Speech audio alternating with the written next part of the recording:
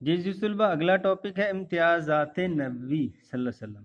یہاں بھی وہی آپ صلی اللہ علیہ وسلم کی شان کے حوالے سے شعر جو پہلے لکھوائے تھے میں نے آپ کو، وہی ایڈ کرنے ہیں۔ ان اللہ و ملائکتہ یصلون علی النبی، بے شک اللہ اور اس کے فرشتے نبی علیہ السلام پہ درود پڑھتے ہیں۔ یا ایھا الذین آمنوا صلوا علیہ وسلموا تسلیما، اے ایمان والو تم بھی نبی علیہ السلام پر درود و سلام پڑھا کرو۔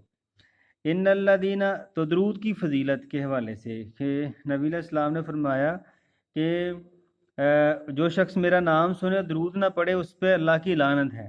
تو فرشتے نے آمین جو ہے وہ کہا، سب صحابہ نے، تو حدیث میں بتاتا ہوں آپ کو تھوڑی دیر بعد۔ ان الذین یؤذون اللہ ورسولہ، بے شک وہ لوگ جو اللہ اور اس کے رسول کو تکلیف دیتے ہیں، لعنہم اللہ فی الدنیا والآخرہ، ان کے لیے دنیا میں بھی اللہ کی لعنت ہے اور آخرت میں بھی اللہ کی لعنت ہے۔ وَأَعَدَّ لَهُمْ عَذَابًا مُهِينًا، اور اللہ نے ان کے لیے رسوا کرنے والا عذاب تیار کیا ہوا ہے۔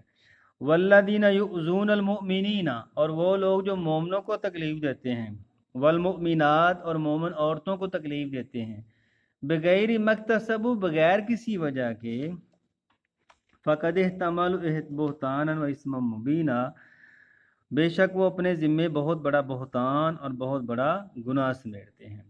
تو یہاں بھی نبی علیہ السلام کی فضیلت اور اللہ کو ایذا دینا، اس سے کیا مراد ہے؟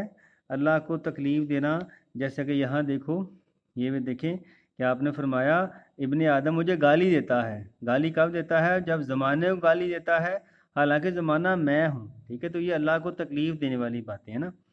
پھر مومنوں کو ایذا دینا، بہتان لگانا، ٹھیک ہے، بہتان تراشی کرنا، ٹھیک ہے، تو اس سے بھی اس آیت سے منع کیا گیا ہے۔